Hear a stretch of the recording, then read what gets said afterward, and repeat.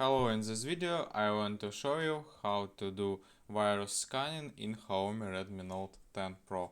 First you need to find the security app on your phone and then open this app.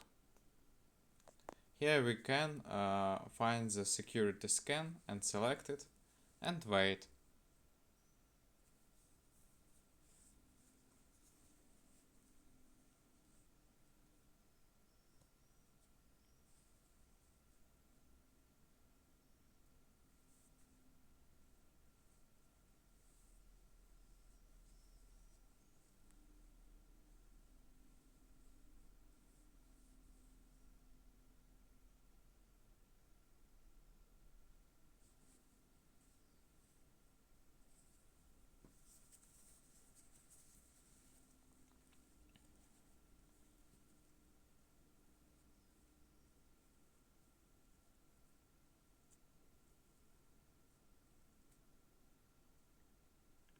And as can we see, my phone have not some virus and you can scan in your phone for virus. And that's all, goodbye.